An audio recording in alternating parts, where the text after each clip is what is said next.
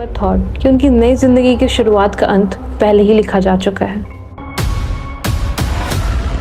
की शादी जो एक नए जीवन की शुरुआत किसी के लिए उनकी इज्जत का सवाल बन गई थी। ये केस मॉडर्न इंडिया की है, जहां आज भी कास्ट, सोसाइटी और परिवार की इज्जत प्यार को गुनाह का रूप दे देती है।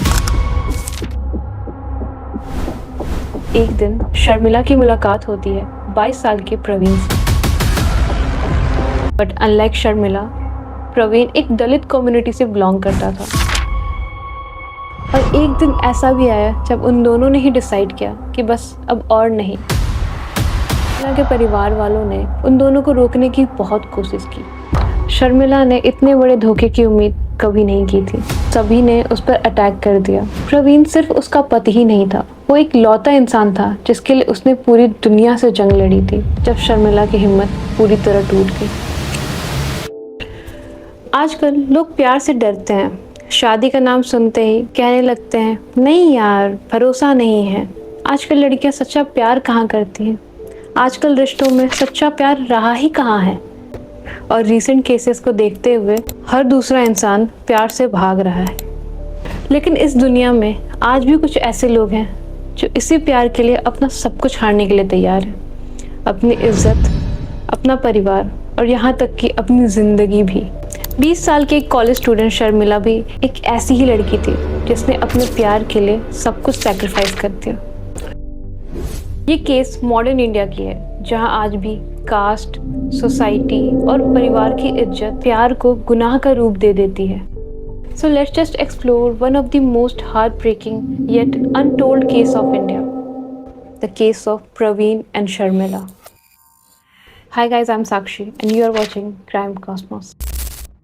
20 साल की शर्मिला कॉलेज स्टूडेंट थी और वो अपने पिता दुराई कुमार, माँ सडला और 2 भाई दिनेश और नरेश के साथ रहती थी, जो पालीकर नाई के एक ओबीसी यादव परिवार से बिलोंग करती थी, जहाँ परिवार की इज्जत और ट्रेडिशंस के दीवार आज भी प्यार से ऊंची है।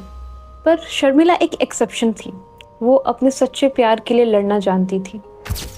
एक दिन शर्मिला की मुलाकात होती है 22 साल के प्रवीण से।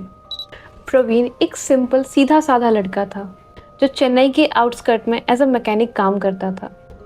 बट अनलाइक शर्मिला, प्रवीण एक दलित कम्युनिटी से बिलोंग करता था, जहां सपने अक्सर जिंदा नहीं बचते। पर प्रवीण का सपना उसकी मुस्कुराहट में छुपा था। वो लोगों को हंसाना जानता था, उनकी केयर करना जानता था। उसके पास पैसे बेशक नहीं थे, पर दिल ज़रूर था। शर्मिला और प्रवीण की दोस्ती गहरी होती गई और देखते ही देखते उन दोनों के बीच प्यार हो गया।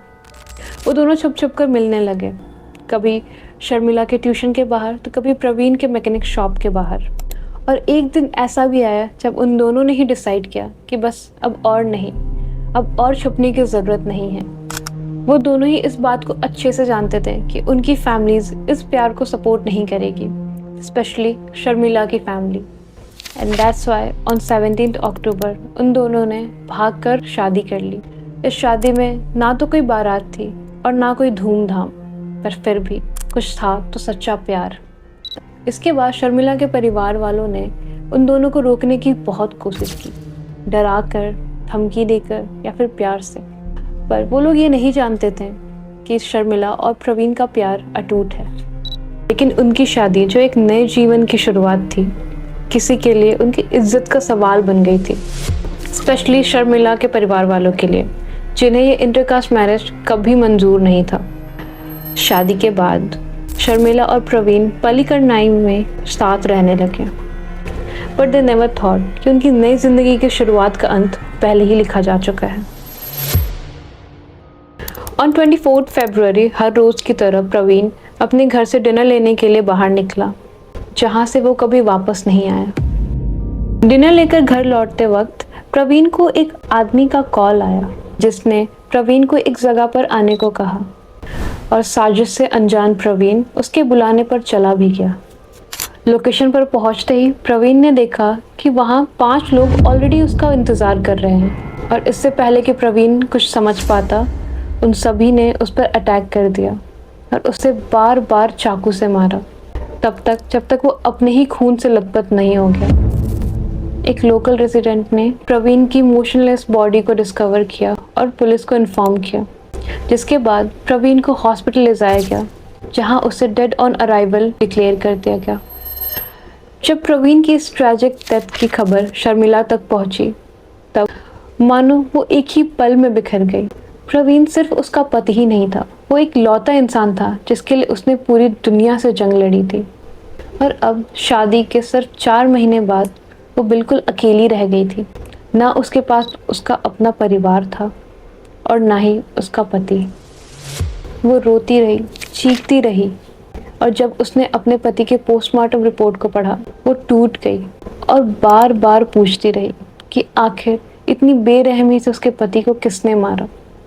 पर जवाब सुनकर उसकी बची खुची उम्मीद भी टूट गई। पुलिस ने इन्वेस्टिगेशन शुरू की और प्रवीण को किए गए लास्ट कॉल से कल्प्रिट्स का पता लगाया। अकॉर्डिंग टू इन्वेस्टिगेशन, प्रवीण को लास्ट कॉल श्री राम ने किया था। श्री राम प्रवीण का दोस्त था और श्री राम के थ्रू पुलिस ने सभी कल्प्रिट्स को आइडेंटिफाई कर लिया, जो थे श्री राम, स्टीफन कुमार, विष्णु राजा, ज्योतिर्लिंगम और दिनेश। ये वही दिनेश है जो शर्मिला का अपना बड़ा भाई है, और sadly he was the mastermind behind this case. Dinesh ने श्री राम को 24 फरवरी की रात प्रवीण को कॉल करके बुलाने को कहा, जिसके बाद बेरहम कत्ल को अंजाम दिया।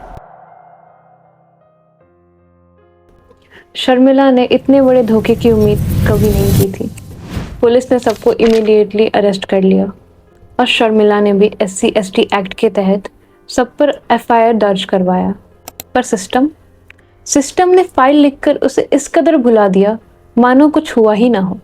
और शर्मिला की ये जंग अब सिर्फ उसके परिवार वाले या सभी कल्प्रिट्स के खिलाफ नहीं थी, ये जंग थी पूरे सिस्टम के खिलाफ। पुलिस ने सभी अक्यूज्ड को अरेस्ट तो कर लिया, पर कुछ खास इंटरेस्ट नहीं दिखाया। मोरओवर, शर्मिला ने जिस इंसान का हाथ पकड़कर शायद पहले कदम रखना सीखा था, उसी इंसान ने उसके पति के कातिल को बचाने के लिए बेल पिटीशन फाइल कर दी। जस्ट इमेजिन क्या बीत रही होगी शर्मिला पर जब उसके पति का इतना बेरहमी से कत्ल कर दिया गया और उसके अपने ही पिता उसके पति के कातिल को बचाने के लिए लॉयर ढूंढ रहे हों। This was so traumatic for her. ये जंग अब शर्मिला के लिए नफरत से ज़्यादा एक थकान बन चुकी थी। एंड ऑन 12 अप्रैल पुलिस ने सभी अक्यूज्ड को समय से पहले ही बेल दे दी। अपने पति के कातिल को खुला घूमते देखना, अपने ही माँ बाप से केस वापस लेने की धमकी सुनना शर्मिला के लिए बहुत ट्रॉमेटिक था। और एक दिन ऐसा भी आया जब शर्मिला की हिम्मत पूरी तरह टूट गई। ऑन 14 अप्रैल शर्मिला ने खुद को ये कहकर रूम में बंद कर लिया कि उसे कपड़े बदलने हैं। पर काफ़ी समय बीत जाने के बाद शर्मिला के ससुराल वालों को शक हुआ। उन्होंने तुरंत ही दरवाज़ा तोड़ दिया और अपने सामने शर्मिला को फांसी पे लटकते हुए पाया। 20 साल की शर्मिला ने सिस्टम के फेलियर और अपने परिवार के इस कदर धोखा देने के बाद ये जानलेवा कदम उठाया। उसकी सांसें अभी भी चल रही थी। उसे तुरंत ही हॉस्पिटल ले जाया गया, पर वो किसी भी ट्रीटमेंट का कुछ रिस्पॉन्ड नहीं कर रही थी, मानो वो जीना ही नहीं चाहती हो। उसकी रूह तो पहले ही मर चुकी थी, बट ऑन 22 अप्रैल उसकी सांसें भी थम गई। उसने अपने नोट में अपने माँ बाप और दोनों भाइयों को उसके और उसके पति की मौत का जिम्मेदार ठहराया और लिखा कि जहाँ उसका पति होगा वो वहीं रहना चाहेगी। माँ बाप की निर्ममता का आप इस कदर अंदाजा लगाइए कि उनकी अपनी बेटी के मरने के बाद वो उसके लिखे हुए आखिरी शब्दों पर भी सवाल उठा रहे थे, ये कहकर कि ये उन्हें फंसाने के लिए साजिश की गई है। सिर्फ 2 ही महीने में अपने बेटे और बहू दोनों को ही खो देने के बाद प्रवीण के माता पिता ने CBI इन्वेस्टिगेशन की मांग की, पर अफसोस उसे भी रिजेक्ट कर दिया गया। सभी अक्यूज्ड आज भी बेल पर बाहर हैं और जस्टिस आज भी डिलेड है। इसे सिस्टम का फेलियर कहें या कोई साजिश, बट आज भी प्रवीण और शर्मिला की रूह जस्टिस के लिए तरस रही है। It's like justice is not just delayed, it's completely deleted. At the end ये केस हाईलाइटेड नहीं है, शायद इसलिए आज भी इसे जस्टिस नहीं मिला। पर क्या किसी को इंसाफ दिलाने के लिए उनका वायरल होना ज़रूरी है? मैं हूँ साक्षी और ये था क्राइम कॉस्मोस, जहाँ हम उन केसेस को जिंदा रखते हैं जिनकी आवाज़ दबा दी जाती है। एंड इफ़ आप ट्रू क्राइम डॉक्यूमेंट्रीज में इंटरेस्टेड हैं तो please like and share this video. Also subscribe to my channel. It really motivates me a lot to make such videos. मिलते हैं नेक्स्ट वीडियो में।